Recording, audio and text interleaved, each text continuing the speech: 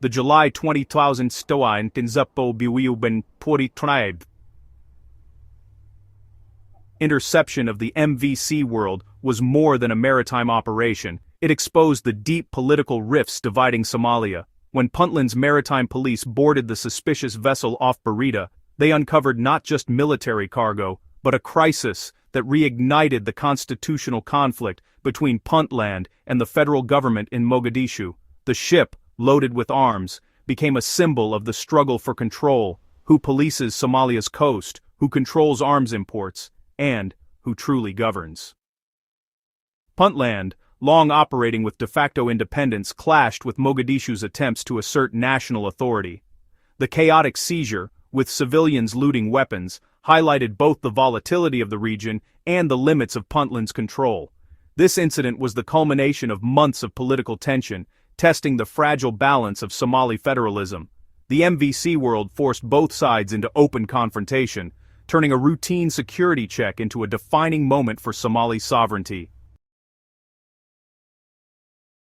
Somalia's federal system is a patchwork of clan loyalties and competing visions, with Puntland as a key, often defiant player. Puntland's interception of the MVC World was an assertion of its right to secure its territory, reflecting its long-standing push for autonomy.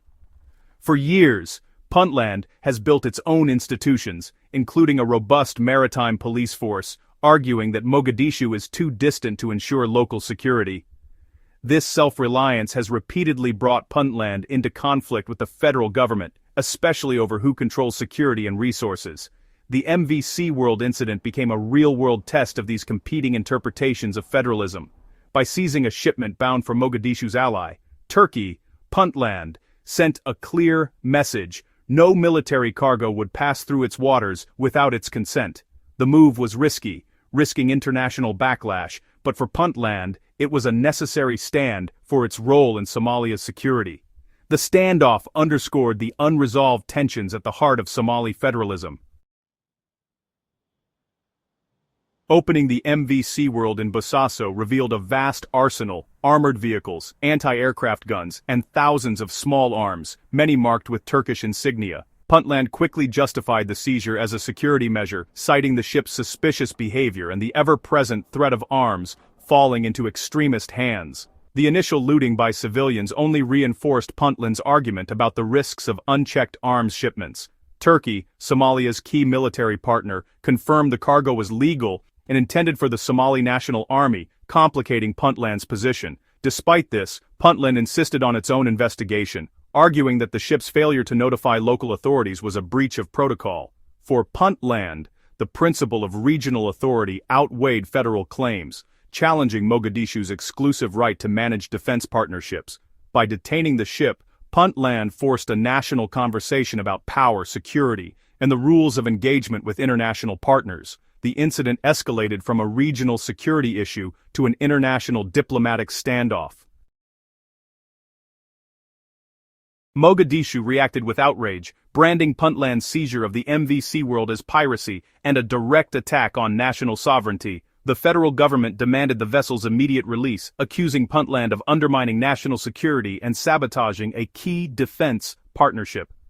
Turkey, caught between its Somali allies, faced a diplomatic dilemma as its military aid was held hostage by a regional government. Ankara dispatched a high-level delegation to Bosaso, presenting documentation to prove the cargo's legitimacy. After tense negotiations and a joint inspection, Puntland agreed to release the vessel to Turkey, validating Ankara's claims. The resolution sidelined Mogadishu, reinforcing Puntland's status as a power broker. The incident exposed the deep mistrust and fractured authority at the heart of Somalia's federal system. While the immediate crisis ended, the political rift only deepened. The MVC World affair spotlighted the ambiguities in Somalia's provisional constitution, especially over who controls arms imports and security. Legally, only Mogadishu should manage military agreements, but Puntland argued that its right to self-defense justified unilateral action. The lifting of the UN arms embargo in 2023 added complexity, as notification procedures for arms imports remained unclear.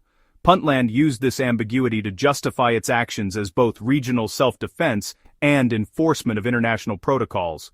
The standoff revealed that Somalia's constitutional framework is only as strong as the trust between its regions and the center. Without consensus, the constitution remains a source of conflict, not stability. The MVC world became a proxy for the larger struggle over power, trust, and the future of Somali governance.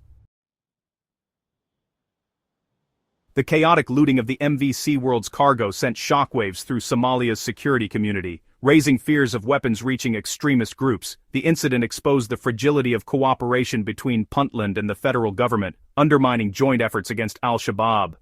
Instead of unity, the standoff deepened divisions, creating vulnerabilities that militants could exploit. The crisis reverberated across the Horn of Africa, prompting calls for renewed arms controls, and raising doubts about Somalia's ability to manage its own security.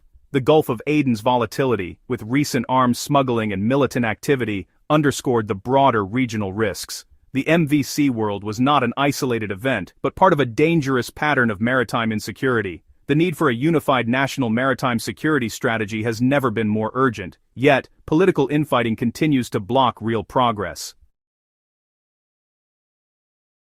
Puntland's handover of the MVC world to Turkey ended the immediate crisis but left Somalia's political wounds exposed. The incident emboldened Puntland and highlighted the federal government's limited control, raising questions about the future of Somali federalism.